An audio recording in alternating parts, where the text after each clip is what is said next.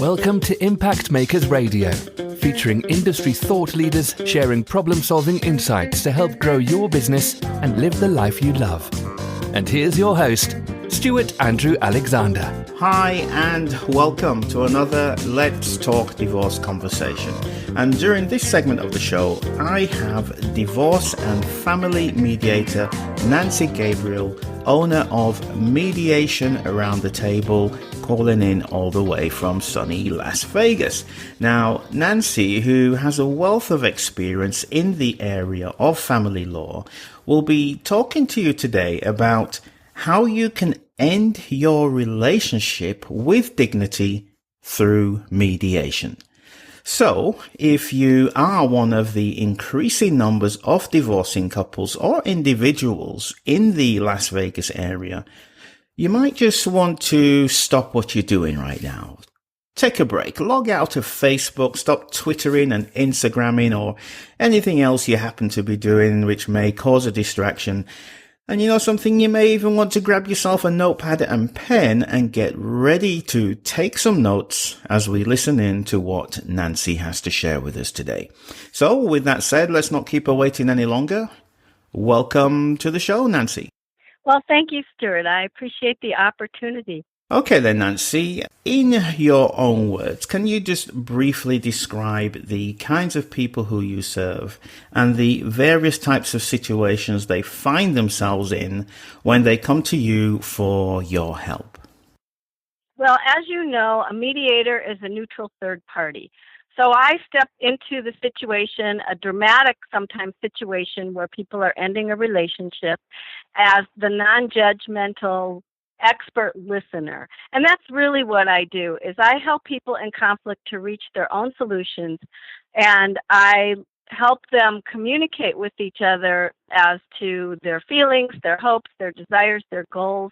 And all of this, in my mind, is with an emphasis to get them to let go of their past and move forward in a productive way. I help unmarried parents form parenting plans.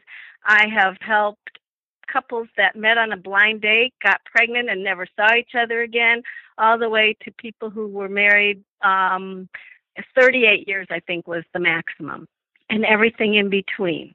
It's a good fit for anybody who's basically able to sit in the same room with the other person. Right, Nancy. So now that we know who you help, we now have a fairly good idea. Before we go any further, there is some kind of misconception, or there are some kind of misconceptions out there about what mediation really is. So could you just spend a brief moment from your perspective, explaining what mediation really means?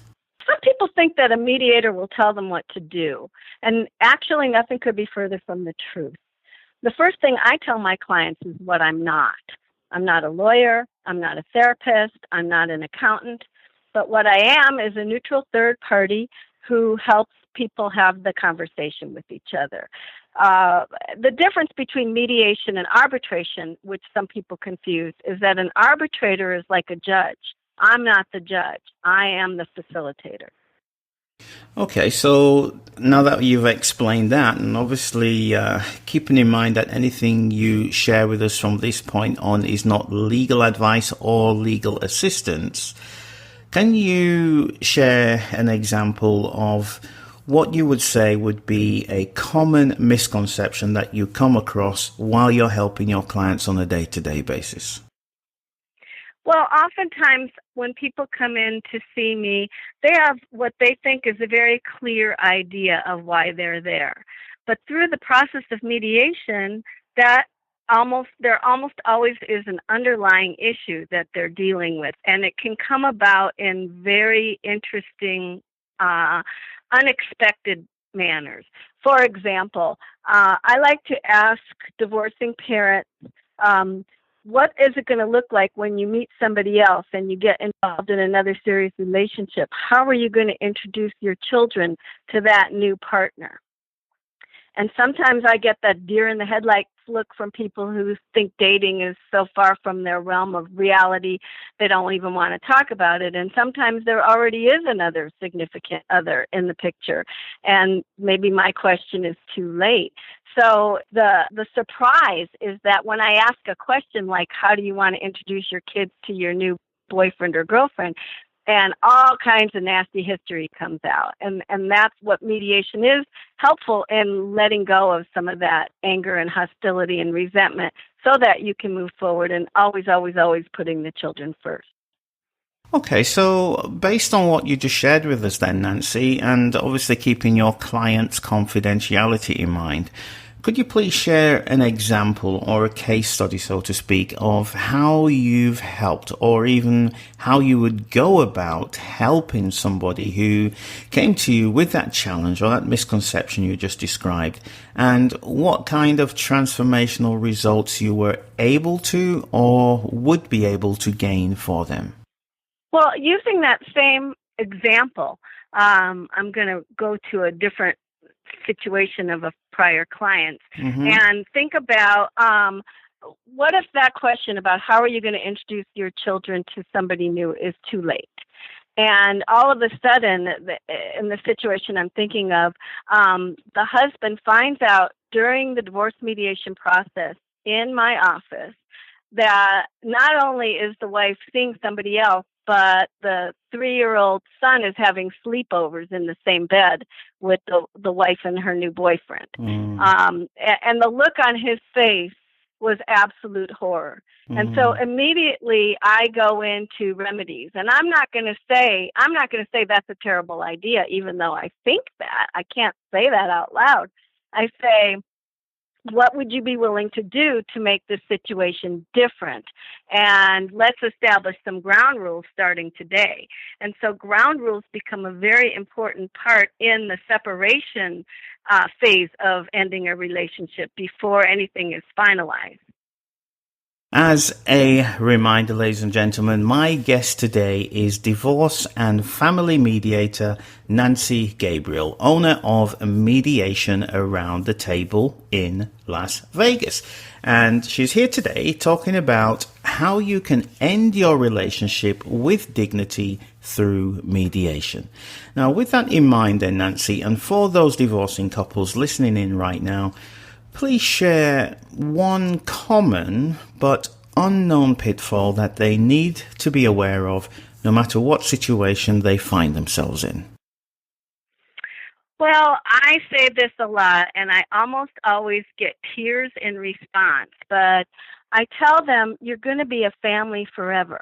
It doesn't end when the child support obligation ends. It doesn't ever end. So if you do this part of ending your relationship with some dignity and some respect and with some issue of putting the children first, then when it comes time for graduations and weddings and other moments of celebration, you can sit in the same aisle or next to your ex and not make your kids uncomfortable. And sometimes even when I sense that it's going south, I'll stop the process and say, you know what, I want to have an image. I want to connect a face to your kids' names. So can you show me pictures? And they pull out their phones and they're showing pictures to me and they're showing pictures to each other. And I don't have to say another word. They get it. It's so amazing when that light bulb goes on their heads and they're like, yeah, this is about the kids. Thanks for the tacit reminder. So Nancy, a successful mediation process, that can mean different things for different people, right? Correct.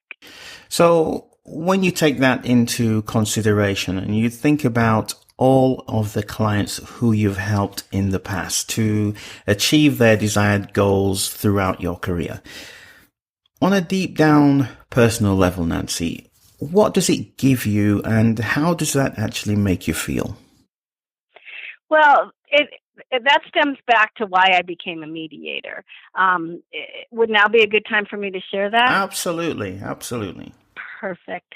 I was a legal assistant, paralegal, and legal administrator for the bulk of my adult career. And I retired in quotes because I had elderly parents who were sick and I had a husband who was sick. And I took care of all three of them. My dad died in 2006, my mom in '07, and my husband in '08. And within 30 days after my husband died, my stepdaughter sued me in probate court for my share of the family business. And it cost me tens of thousands of dollars in attorney's fees that I couldn't afford. And more importantly, it cost me the relationship. So not only did I lose my husband, I lost an entire family. And after I had more or less recovered some from my grief, I started exploring how I can make a difference so that nobody else has to go through what I went through. And what I discovered was mediation. And what resonated the most with me is that mediation preserves relationships. And that's why I became a mediator.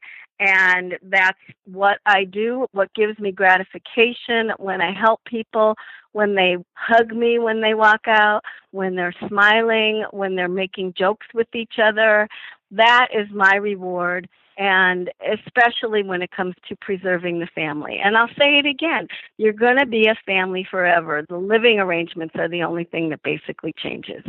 That's a really good point, what you brought up there, Nancy. You're going to be a family forever. So and it's kind of forever. A good, forever, exactly. So it's kind of a good segue into my next question. Families, husband, wife, and of course, children. In a divorce, when two people find themselves in that unfortunate position and there are children involved, then you and I both know that quite often the communication between the couple, between the adults, is, to say the least, not its best, and especially in front of the children. So on that particular note then, Nancy, what would you like to share with our listeners who may be in that unfortunate position and there is a lot of conflict, they're at loggerheads, they're fighting, they're arguing, and this is taking place in front of the children. What would you like to share with those particular people who find themselves in that situation? Big, huge mistake. That's what I would like to share. And in fact, in my engagement agreement, when people hire me to be their divorce mediator, they agree not to badmouth each other in front of the kids or in front of anybody. They agree not to fight in front of the kids, because I'll tell you why. Kids learn from what they observe. And if they observe that their parents are disrespecting each other, they're going to pattern that in their own future relationships. It's documented. I'm not a therapist, but I've read a lot and I've observed a lot. And if they can just keep that aside, and not to say that they shouldn't show any disagreement, because you're also patterning in a successful relationship, you're also patterning the good stuff. And you don't want your kids to think that smoothing things over and sweeping conflict under the rug is healthy either. But a respectful disagreement, and you hit the nail on the head, Stewart, the word is communication. People who end relationships have difficulty, obviously, communicating. And that's where I can come in and help. So for those people who are listening right now, then Nancy, and people who will be listening in the future as they download this show online, what final thoughts would you like to leave them with before we close out with our last question for today? Well, a couple things, Stewart. First, I just want to reiterate that if you go to a divorce mediator, you don't have to go to court, and it costs a fraction of what it would cost for attorneys, and it's also expedient. So those are the three benefits, and it's confidential, so I guess 4 benefits to divorce mediation. It's also a flexible process, and it's not just for divorce. You can come back. I've done many mediations where custody arrangements or visitation have been modified. Again, no need to go back to court. So it's flexible, and it also is, my success rate is more than 95%. And that's not necessarily because I'm so good at what I do. Part of it is that, but mostly it's because the people who come to me already are in the spirit of cooperation. They do the work. They do the work. And I guess my compassion for what they're going through has a bit to do with it, and some empathy. But I just want to give you one little tip, if I may, about communication. You've heard this before, words matter, and they really matter. So I would suggest that you take an extra moment to think about what you're going to say. For example, instead of making a demand, make a request. Instead of saying, you need to, try saying, would you be willing? If you get nothing else out of this interview but that, would you be willing? Make a request instead of making a demand. You are light years ahead of where you were before you started listening. Nancy, would you be willing to come back on the show again? I would love to come back on the show again. See, you already learned. It works, doesn't it? What a good student. So listen, I do have one additional question that I just thought about, because your topic for today is how you can end your relationship with dignity through mediation. Now, those two words, with dignity, what does that actually mean to you? What's the difference? Well, with dignity means that you don't hate each other at the end. And maybe you didn't do so well at making your marriage work, but with dignity, you can make your divorce work. Nancy, we are unfortunately out of time, and I feel we're just starting to get warmed up here and really. I think so too. Yeah, I know you've only begun to scratch the surface of the iceberg here. With the amount of insights that you could have shared with us today, but unfortunately we do have to go. So let me just remind everybody then, Nancy, you have been listening to Divorce and Family Mediator, Nancy Gabriel. Thank you so much for sharing so generously with us today, Nancy. You have certainly demonstrated that you are a true educator, advocate, and trustworthy advisor for your client's success. So thank you. Thank you very much. It was an honor to be your guest. You are so welcome, my dear. And I would also like to say a big thank you to you, the listener. Thank you for tuning in, and thank you for joining us on this very insightful and informative discussion with one of the top divorce and family mediators in the Las Vegas area today. Again, her name is Nancy Gabriel. Make sure you do check her out. Nancy, before we actually go, could you just share your contact details so if anybody who does want to know any more will know how to get hold of you, please? Certainly. Just go to my website. It's mediationaroundthetable.com, and all my contact information is there. You can click to call me directly or email me, and take a minute to read my blogs. I post a blog every Wednesday morning on my website and share it all over. They're 3-minute reads, and I think you might find them fun and certainly educational. Thank you so much again, Nancy. So you heard it, ladies and gentlemen. She just shared her contact details. Make sure you do check her out. Give her a call. Visit her website. There are some great resources on there. Whatever you do decide to do after listening to Nancy today, I'm sure you're going to be in good hands. So that's it, folks. Again, as a reminder, my name is Stewart Andrew Alexander, and we'll be back shortly with some more leading family law professionals in this, our series of Let's Talk Divorce Conversations. So, until then, take care, have a great day, and we'll talk real soon. Thank you for tuning in to Impact Makers Radio. To listen to all past, present, and future industry thought leaders and trendsetters, visit us at impactmakersradio.com.